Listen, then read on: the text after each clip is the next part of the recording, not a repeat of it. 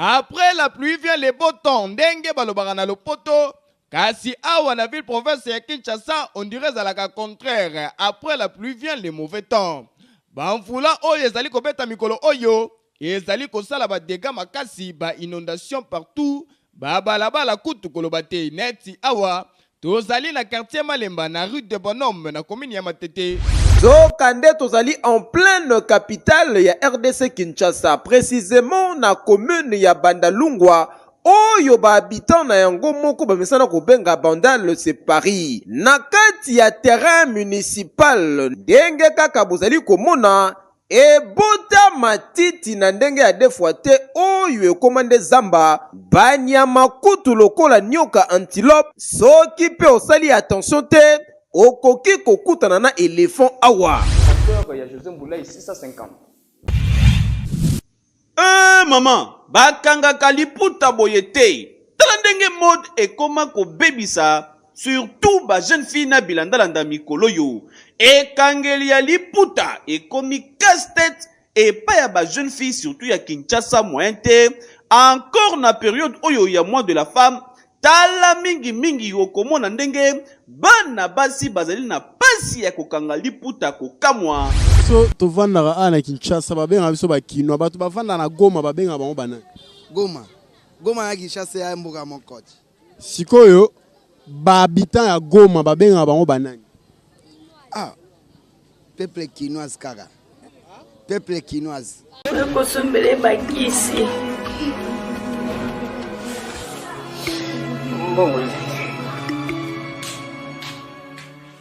Enfin, avec le projet Congo Mokili Mavros, bayeli biso gratuité à santé. Bazali kotonga ba centre de santé na ba quartier inhospitalier ya ville ya Kinshasa.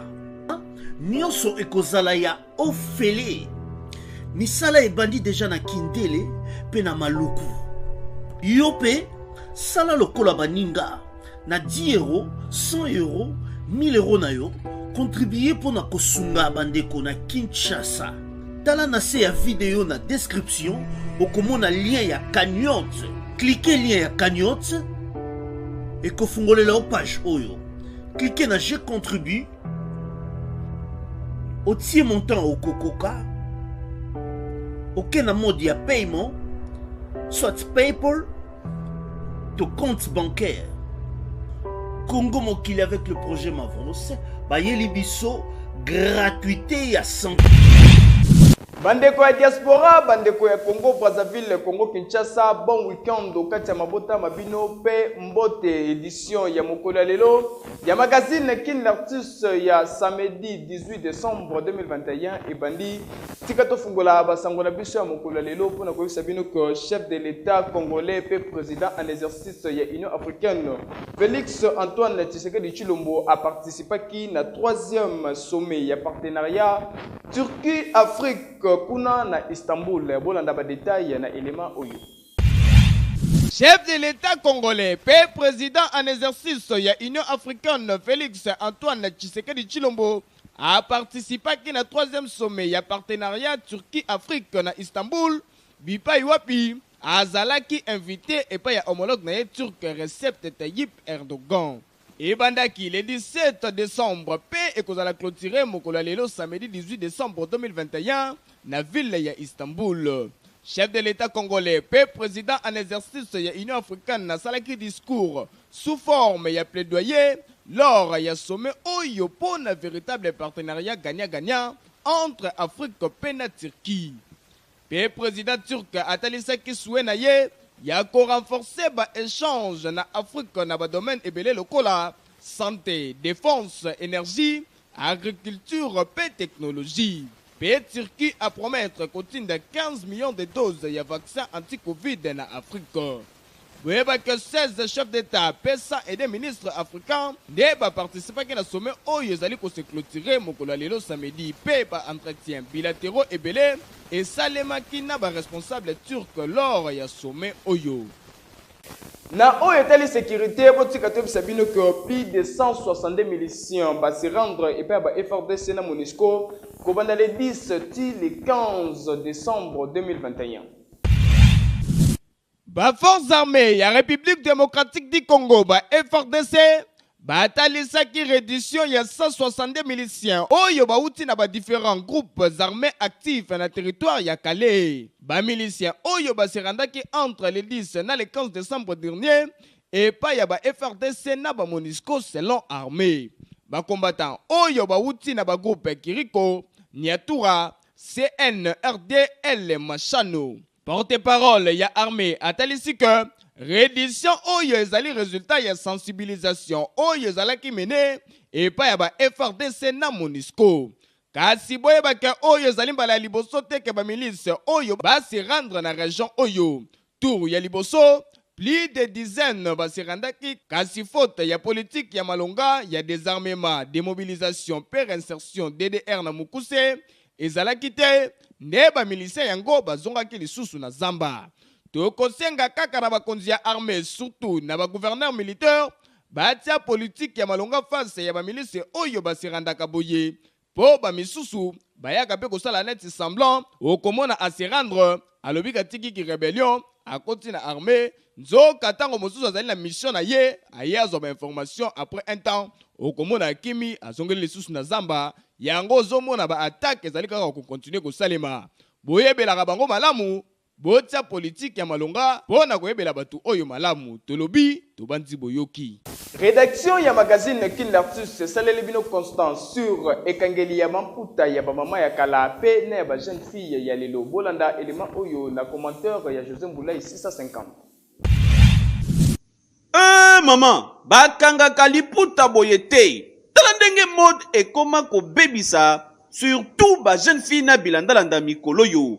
Ekangeli ya liputa ekomi casse-tête et pas ya ba jeune fille surtout ya Kinshasa moyente encore na période oyo ya mois de la femme tala mingi okomona ndenge bana basi bazali na pasi ya kokanga liputa kokamwa par rapport ya idéologie ya liputa ndenge ba grand prêtre mère ya kala bazali kokanga liputa okomona yango te na Kinshasa mikolo yo tala o ndenge kangi liputa koto yo mulai koto mukuse mususu songe bimina sima lokola mukila yeyo azali kofundika yango kaka na seboye awa soki asali kaka fwen pa liputa ekweyi somo yoka ndenge mama azali ko expliquer. D'abord il faut bayeba ke biso toza ba africaine ezana no culture na biso fona olata liputa mingi bazo négliger yango bazo copier ba elate limususu mais liputa eza eloko epesaka mwasi valeur liputa eza eloko kaka te tolataka na mois de la femme mais tolata yango chaque jour. Donc eza moi moko ya malamu pona biso ba mama po ezaka journée de la femme le 8 mars ezala pona ba mama liputa eza moi sifala ta liputa nyonso pona biso lelo ba fille lelo ba koma soka lati liputa o akonuna o akokoma mama mobimba ndeti pona ngai penani na vanja na valise oyanga na za jeune fille na za na Nicolas ni jipa mukuse na lata liputa na kitoro nyonso donc moi osoke yena ko sepela kaka o na mitungisa na somba liputa na lata donc na ko lata kaka ona zala na ona valise esuka ka na mois de mars te tozomona biema ba mama ya ba jeune fille ko mabe makasi bazolinga peut-être batambula ni ba mama baolinga batambula mitakala ezosala pasi na monde ezosala toko perdre ba opportunité mususu na monde africain to perdre ango liputa et puis okanga liputa pe ezato kangi liputa nyonso baloli olingi soki ndenge ni kanga pa liputa ndenge ba mama na biso kalabaza et puis dépanne ba mama siko bakoma lataka liputa moko ka ba mama ko bakoma lata mama uta wenze liputa moko mama ko kende musika ya zandu liputa moko or ce n'est pas ça. La plupart ya ba jeune fille babula kaka kolata liputa ezalaka mingi na mois ya mars kasi nde bazali kobosana ke liputa ezali elamba oyo epesaka mwasi bonzenga pe epesaka ba valeur na ye nyonso surtout awa na continent ya Afrique.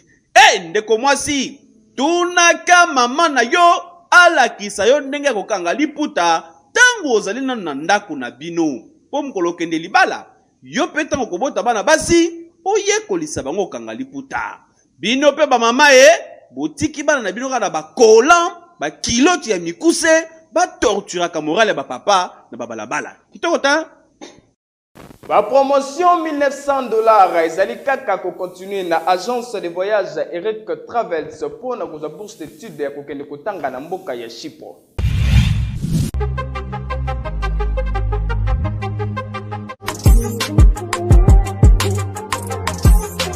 Ah oui, lelo na Kinshasa ezali possible, plus facile ya kozwa bourse d'études bona kokende kotanga ya ofele partout oyo olingi na monde grâce ya bandeko ya agence de voyage Eric Travel numéro 1 na masolo ya voyage awa na RDC bakosa yo te moko te na terrain oyo ezali kokumbama epai ya ADG Eric Mwamba Nzambe pe numéro 1 na masolo ya prise en charge awa na RDC ozali na mwana oyo azali diplômé pe olingi akende kotanga na mikili ya poto opportunité yango oyo epesameli bino agence de voyage Eric Travel ememeli bino ba bourse d'études ebele mpona kokende kotanga lokola na mboka ya Chypre na $1900 ya pamba oza mobimba na bourse d'études complète oyo badémarche ezali kaka kosala 5 jours ya pamba pe bazali kobeta yango dada okei kotanga ya ofele pendant cycle mobimba na bauniversité ya minene ya mboka ya Chypre. Bana Kinshasa bana Brazzaville tofongoli masolo ya ba bourse d'études donc eza possible lelo ozwa bourse ya Chypre oyo eza na $1900 tosaleli ba dépense nyonso ba démarche nyonso tosaleli du début jusqu'à la fin ozwi visa avec la possibilité ya kodefa billet en crédit famille d'accueil déjà tobanda yango kala tokoti sikoyo na Chypre donc famille d'accueil eza mobimba toyambi yo à partir aéroport tologe yo makambo nyonso.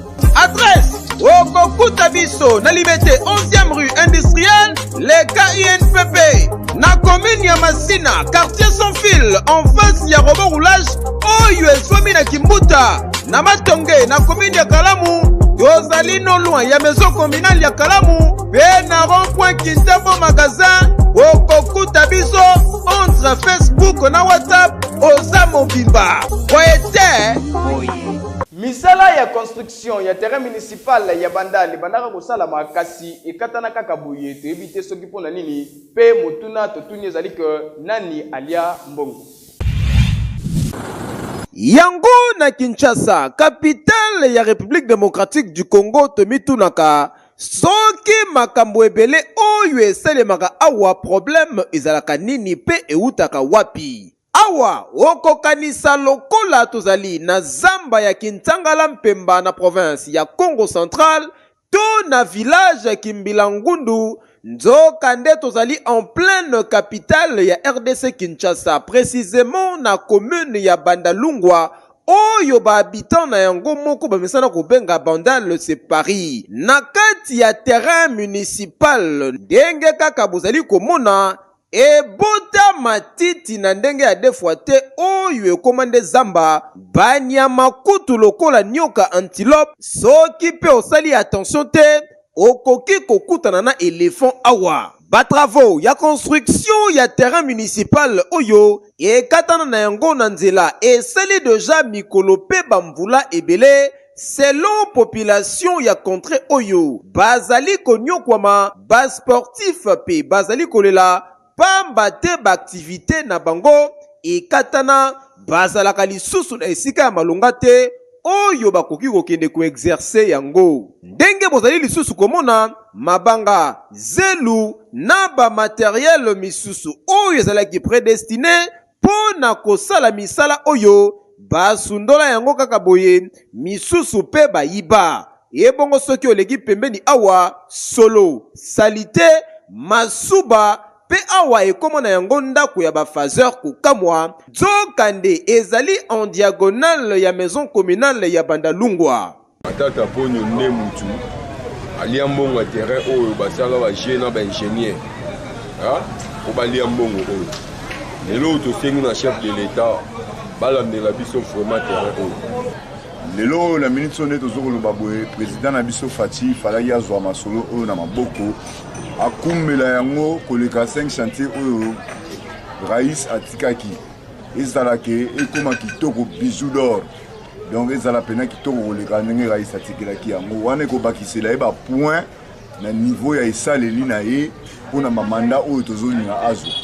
Motuna ezali boye nani alia mbongo ya misala ya continuité ya construction ya terrain oyo pe misala yango nani nde azalaka kosala yango pe ekatana po na nini. Kinshasa mawatro bandal se Paris kasi tala ndenge sikoyo basundola Parc de Prince kokamwa. Mélange ya spaghetti na maki ezali na impact moko ya makasi na commune ya Makala soki na nuli yango te seke ovanda kuna te. Niveau ya pauvreté oyo ba population ya ba coin ebele ya ville province ya Kinshasa bazali ko vivre ce n'est pas possible esengeli kolukela yango kombo pasi pe mawa ekomi na niveau moko exagéré. Lokola awa tozali na commune ya Makala sur direction Elengesa awa bondi melangai population bazali ko vivre neti kaka na village. Lokola awa liki moko oyo etekamaka 500 to 600 francs congolais awa basalaka yango mélange na ba pâte to pe bribano communément appelé spaghetti et pas ya population quinoise. Après kokalinga yango ndenge kaka bozali komona bakataka yango par morceau pe batandaka yango boye 100 francs congolais pona kopesa opportunité na mutu nyonso mwana ya muke to pe mukolo asomba agute ayokata elengi ndenge ezalaka oyo penza tozali kokende wapi. Seigneur pasi pe mawa et puis ba condition oyo bazali kosalela yango mawa tro na ndenge kosakana te bota la plateau oyo vraiment egata mawa. Awa na commune ya Makala système ya coupe par morceau pona kotekela bana miketo pe mikolo boye ezalaka partout na ba coin ebele pe population ya côté oyo ba mesana na bango na yango bakosala nini awa tout le monde akota na cadence pona pasi pe kozanga population ya Kinshasa bakoma ko se soumettre na ba situation nyonso oyo ezali ko se présenter devant bango po moyen ya kosala autrement ezalaka te pendant que bakonzi ebele bazali ko vivre na luxe ya kosakana te kolia pe komela kitoko kotambola na mituka ya cher ba bureau climatisé kasi tala ndenge population na bino ba condition bazali ko vivre na yango kia dikibeni. Après bokoloba mboka oyo etonda nkita. Nkita ya wapi wana vraiment bokosaka po ba richesse yango population e bénéficiaka na yango ata na eloko moko te. Boete Poto oyo ekanga masolo na Kinshasa mobimba etikala kaka moko Protivap olingi mona na kola na santé ya malamu Melissa yango. Merci Yabouine bana nyonso baza kolinga à la prochaine.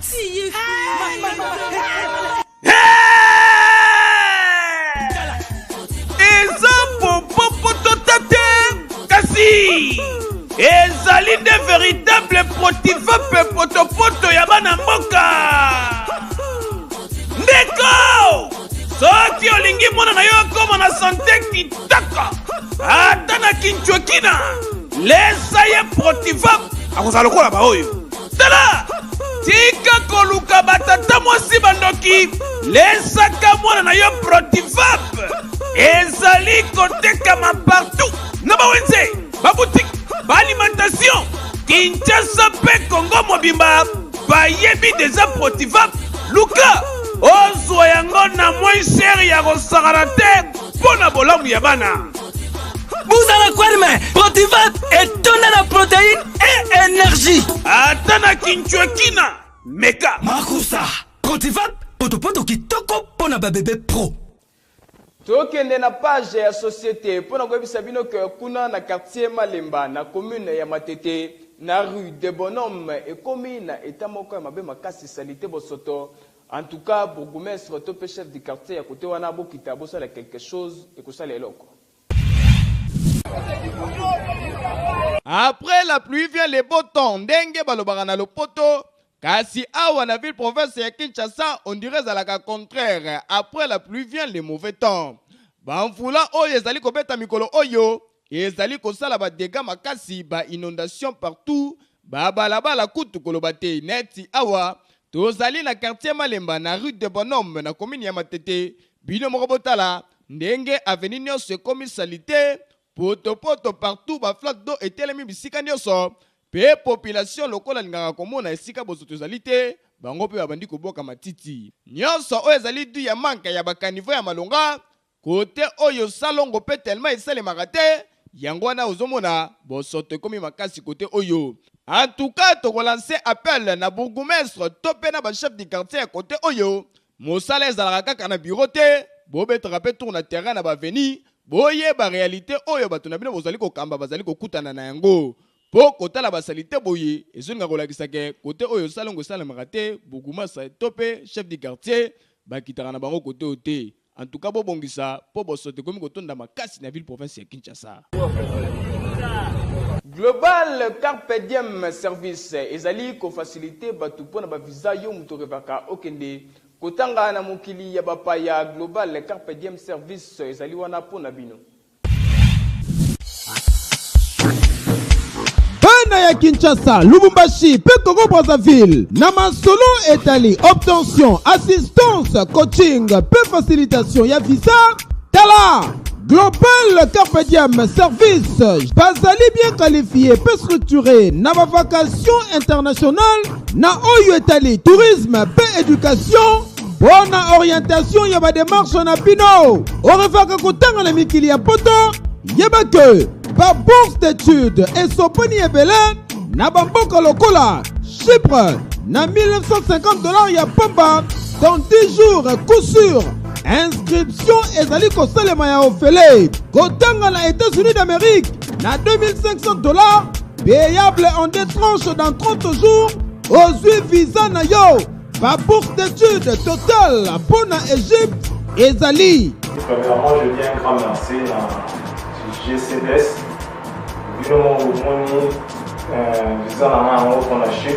Merci mingi na GCDS na nini ba fuyo ma visa na mari donc na pesi ba mo aussi na humanité na joie donc bengi bango ba no makipe ba ya ko aweza un coup inflamme pesi agence DGS merci na kwa saneli ngai na mambo mukie na mambo mukie apesi na visa ona ko naipsa kibino awa eza ba GT na GCDS de Souka Masolo na ke Chypre. Le voyage GCDS pour notre rotation de visa pour le Chypre, on vous appelle toutes les amis les imaginaires, tous les gens qui puissent venir à l'agence GCDS pour obtention de visa de Chypre. C'est réparti. Bino ba oyo bolela tourisme na bamboka lokola Dubaï, Afrique du Sud, ba pays ya espace Schengen pe ba destination ebele awa ezali kobeta madada avec accueil pe orientation sur place na ba pays oyo kokomela. Global Carpe Diem Service asali méga promo pour na ba études, tourisme, conférence pe baso médicaux na mboka ya Canada na $950 ya pamba oza mobimba. Wakanisi ya sili ta GCDS a na disposition na bino ba visa de travail pour na mboka ya Canada na $4000 ya pamba oza mobimba. Durée ya visa ezali kosala kaka 60 jours. Adresse Okokuta biso sur avenue Wakatingi numéro 166, référence croisement ya avenue Wakatingi na Wileri en face ya Kolu Fungula na commune ya Kinshasa oza mobimba. Boite na GCDS oliaka yango kasi oyebaka te ba vertu to pe ba bienfait nini oyo ememaka na nzoto ya mutu. Lelo magazine Kin Lartus esaleli bino constant to pe réflexion sur yango pondu bolanda. ezalaka parmi ba légumes oyo batu balingaka kolia mingi na chiluba babengi yango kaleji to pe matamba na Kikongo sakasaka na Swahili sombe. Pondu ezalaka na feeling moko ya kosakana te surtout soki ozali kolia yango na likabu ya kotumba. Awa tokitaki na wenzi ya Hindu précisément na Rematamba na Tchangu pona kotala ndenge nini bamama oyo batekaka pondu lolenge pe basalelaka yango pe totalisa bino bavaleur oyo pondu ezalaka na yango po bato ebele baliaka kaka pondu kasi bayebaka te nini ezalaka na kati ya pondu. La plupart ya bamama batandaka kaka pondu na se ndenge bozali komona boye toyebaka te pona nini. Kasi riche na vitamine A, bato ebele bayebaka te ke pondu ezalaka pe na vitamine C na kati, ezalaka pe lisusu na fibre alimentaire ebele pe très nutritive. Boyebaka pondu oyo ezalaka découvert depuis bane 1558 au bord ya fleuve Congo na République démocratique du Congo. Ah oui, yo mutoliaka pondu yeba ke bamona pe bayeba yango pona mbala liboso awa na mboka fumuki mbango. Ah, pondu elengi na yo babwaka Thompson na kati. Rubrique na bino oyo bolingaka mingi ba congolais bu préféra bulu yeke plus original en mode 4G lelo mutuna etunami ezalini. Elo ezala ngote bulu yekende kindoki kati na nkolo. Bato bavanda na Paris babenga ba parisien ya Kinshasa ba kinois. Siko ba bavandaka na Goma babengaka bango banani? Ba Gomez. Ba Gomez. Gomez, pas Gomez. Gomez. Ouais, naza sûr. Babiton ya Goma, babenga bango banani. Ba Goma Gracian. Goma Gracian. Les Goma Gracian. Gracian. Naza sûr. Bitan Goma, babenga bango. Bon, on a un rebakia. Parce que quand on vit quinoa, ils ont raté que biso qui fait ah na Kinshasa. C'est quinoa ça que biso ensemble biso. Question ezaboyi, question ezaboyi. Babitan ya Goma. Babenga bango banani. Ba pona ba ba quinoa. Pona na ba quinoa. Non. Babitan Goma pe ba quinoa, oui. Oui. Babitan ya Goma. Babitan ya ville ya Goma. Na province à Nord Kivu, babenga bango banani, babitan Goma. Bagoma Tracien. Bagoma Tracien. Biso tovanda ana Kinshasa babenga biso ba kinoa, bato bavanda na Goma babenga bango banani. Goma. Goma ya Kinshasa ya mboka mokoti. Sikoyo babitan ya Goma babenga bango banani. Ah. Peuple quinoise kaka. Peuple quinoise. Merci.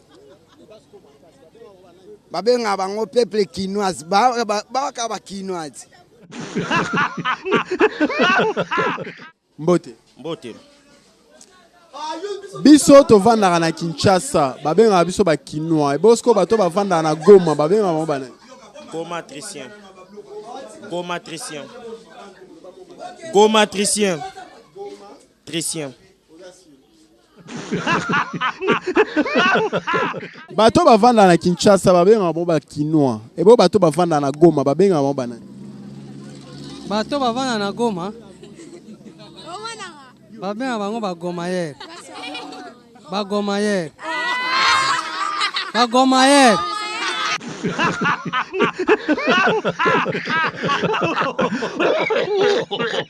Boulouye que plus ne tombera jamais, ça c'est l'original, parole du maître, ça parle plus trop. Quand on connaît, on connaît. Et quand on ne connaît pas, on apprend, parole du jeune maître. Et côté la kibino na banda ko boseki bokangami bapandi kasi ndenge kaka tomesana koloba tango zali koseka kobosana moi carnet to festiloté pour na konoter bonne réponse.